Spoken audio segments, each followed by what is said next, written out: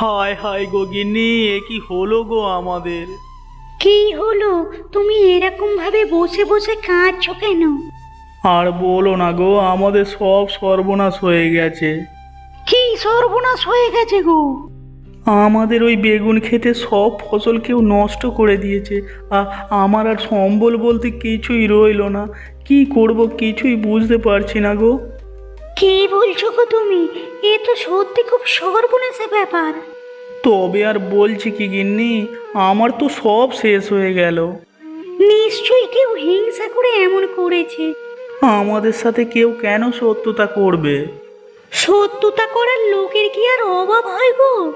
এ, তুমি কি বলছো গিন্নি? আমি যা বলছি একদম ঠিক বলছি। আমার মনে হয় আমাদের সুখের সংসারে কেউ আগুন লাগাতে চাইছে, তাই এরকম সর্বনাশ করেছে।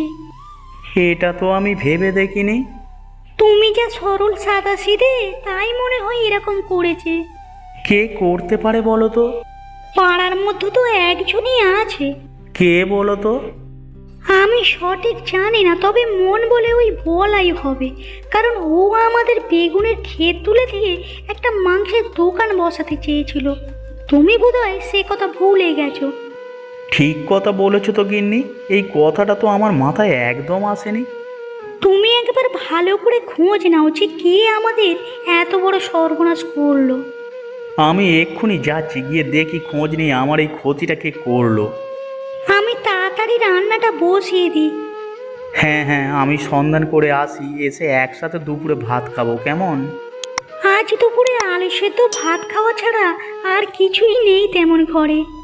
তাই করো আজকের মতো। আজ মন মেজাজ ভালো নেই, বেশি কিছু করতেও হবে না।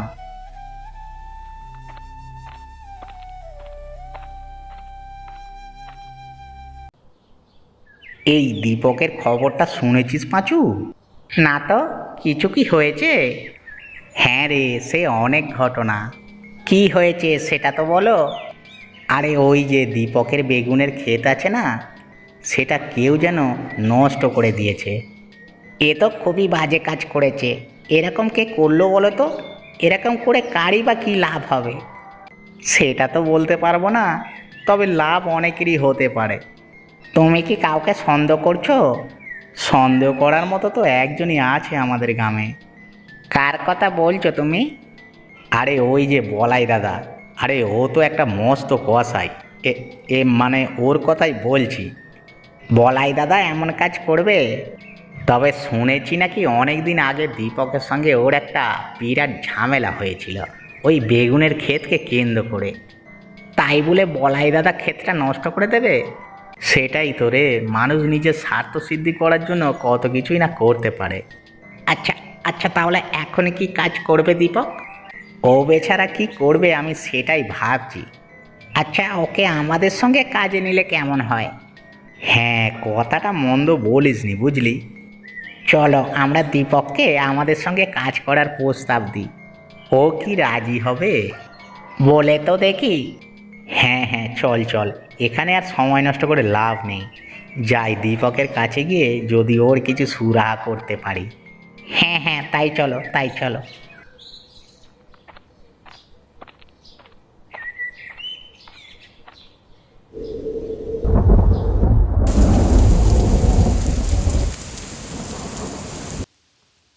এই খগেন, এদিকে একবার শোন তো।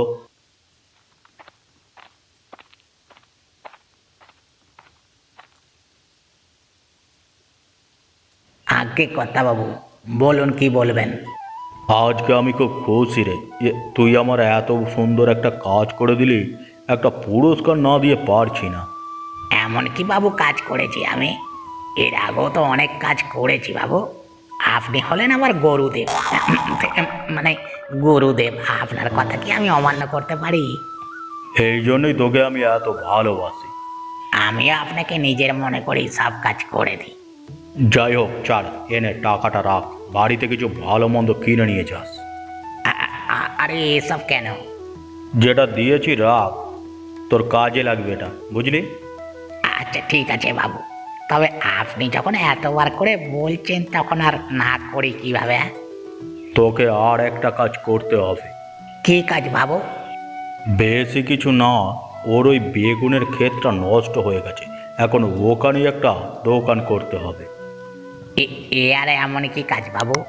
কাজটা যতটা সোজা ভাবছিস ততটা সোজা নয়। ওটা দীপকের জায়গা, ওই জায়গাটাকে আগে আমার নামে করতে হবে, তারপরেই দোকানটা বানাতে পারবো। তুই একটা ভালো করে উকিল ডেকে ওই জায়গাটা যে আমার সেই কাগজটাকে তৈরি কর, তারপর আমি ওই গরিব ছোট লোকের বাচ্চাটাকে দেখে নেব। আমার একজন চেনাশোনা উকিল আছে বাবু, আমি আজই ওনার সাথে পরামর্শ করে আপনাকে জানাবো। ঠিক আছে, তুই তাহলে কাজটা আমার একটু করে দে, এর জন্য তোকে আমি ভালো বকশিস দেব। বাবু আপনি আমাকে এসব বলে লজ্জা দেবেন না তো? না রে, আমি তোকে নিজের মতোই ভাবি।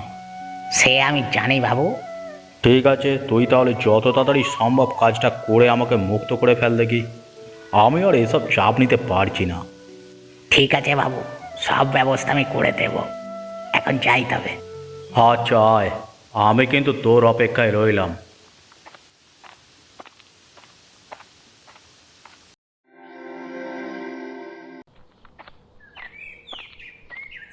কি রে অরুণ, কোথায় যাচ্ছিস? আরে বুড়িমা নাকি? আমি তোর সুপার দিদি। আরে তুমি আর পরিচয় খুঁজে পেলে না? ওরে মুখ পোড়া, তোকে আর কি বলবো বল। আরে তুমি যদি সুপার দিদি হও তাহলে আমি তোমার সুপার হিরো। মোলো যা, ও নাকি সুপার হিরো। তা তুমি এত সকালে মাঠে কি করছো? কেন, সবাই মাঠে যা করে আমিও তাই করতে এসেছি। তুমি তো একই রকমই রয়ে গেছো গো বুড়ি। দেখ, আমাকে বুড়ি বলবি না, আমার একটা নাম আছে, আমি হলাম সুপার কুইন। আচ্ছা কুইন, তুমি তাহলে বলো তো তুমি কতজনের সঙ্গে প্রেম করেছো? এটা আবার কি ধরনের কথা? প্রেম আবার মানুষে করে বুঝি? আরে এসব তুমি বুঝবে না, এসব হচ্ছে ইয়াং জেনারেশনের একটা প্রথাগত অভ্যাস। তোমাদের সময় এসব ছিল নাকি? এসব আমাদের সময় প্রচুর চল। তোর ক্লাস বন্ধ করার জন্য বাবা মায়ের হাতের মার খাওয়ার কথা মনে আছে? খুব ভালো করে মনে আছে, সেদিন তুমি না থাকলে যে কি হতো। লুকিয়ে লুকিয়ে আইসক্রিম খাওয়ার কথা মনে আছে? হ্যাঁ, সে কথাটা আর বলতে হবে না, সে যে কাণ্ড, মানে তুমি না থাকলে হয়তো সেদিন লাঠির আঘাতে আমার পিঠের ছাল চামড়া একটাও থাকতো না। তাহলে এখন চলি, পরে আবার কথা হবে। হ্যাঁ গো, আমিও আসি এখন।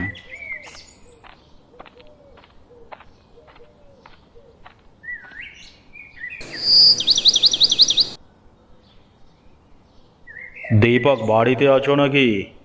কি হে দীপক ভাই, কোথায় গেলে? হ্যাঁ হ্যাঁ, বাড়িতেই আছি।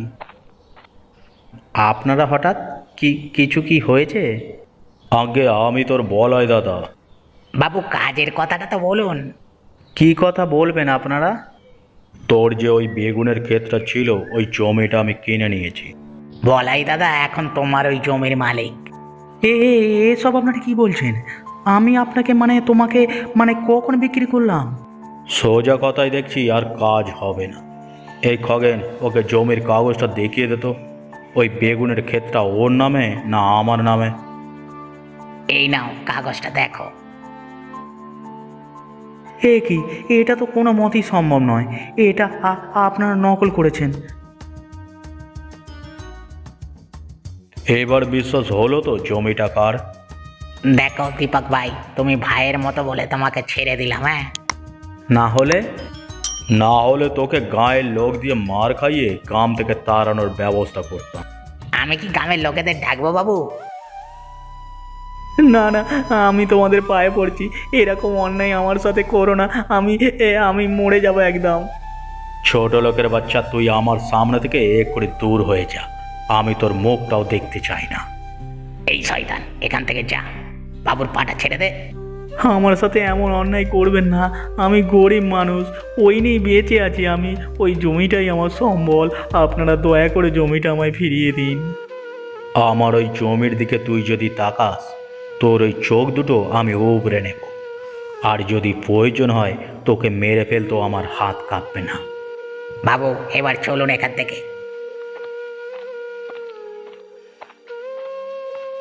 হে ওপরওয়ালা, তুমি আমাকে এ কোন বিপদের মধ্যে ফেললে? আমার সামান্য জমিটুকু ওই শয়তান বলাই নিজের নামে করে নিল। আমি এবার কি করব? কিভাবে আমার সংসার চালাবো? কি করলে আমি আমার জমি ফিরে পাবো? তুমি আমাকে পথ দেখাও প্রভু, পথ দেখাও।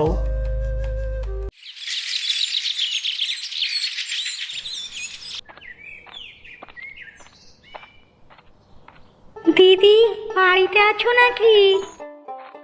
কে? আমি লতা গো দিদি। ও হ্যাঁ লতা, এসো এসো। তোমার কাছে একটা দরকারে এলাম। কি দরকার গো? আমাদের যে বেগুনের ক্ষেতটা ছিল না, সেটা নাকি ওই বলাই দাদা নিজের নামে করে নিয়েছে। এটা কি করে সম্ভব হলো? সেটাই তো বুঝতে পারছি না গো দিদি, সেই জন্যই তো দিশেহারা হয়ে তোমার কাছে ছুটে এলাম। আচ্ছা বস বস, এ তো ভারী চিন্তার বিষয় রে।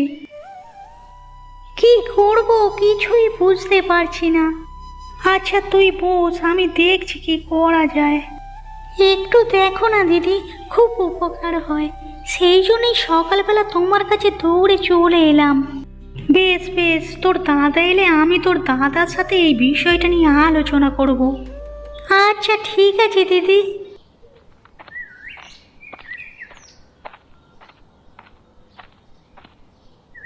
কি ব্যাপার, লতা যে সকালবেলা আমাদের বাড়িতে? আর বলো না দাদা, খুব বিপদে পড়ে আপনাদের কাছে এসেছি। হ্যাঁ গো, ওই বলাই দাদা নাকি ওদের জমি তার নিজের নামে করে নিয়েছে। এ কি বলছো তুমি? হ্যাঁ দিদি ঠিকই বলেছে। আমি দিদিকে এক প্রকার নির্ভয় হয়েই ঘটনাটা জানালাম। আচ্ছা আচ্ছা, দাঁড়াও দাঁড়াও, আমি দেখছি কি করা যায়। ওই বেটা বলাইকে উচিত শিক্ষা দিতে হবে। দাদা আপনি আমাকে একটু স্বস্তি দিলেন। হ্যাঁ গো, দীপক এখন কি করছে? ও আর কি করবে, ওই মন মরা হয়ে চুপচাপ বাড়িতে বসে আছে। ওকে বলছি যে তুমি একটা কিছু কাজের ব্যবস্থা করো, ও কোনো কাজই করতে চাইছে না। এত চিন্তা করো না লতা, তোমার দাদা যখন এই ব্যাপারে একবার মাথা ঘামিয়েছে, তখন এর শেষ দেখে ছাড়বে। ঠিক আছে লতা, তুমি এখন সাবধানে বাড়ি যাও, আমি দেখছি কি করা যায়।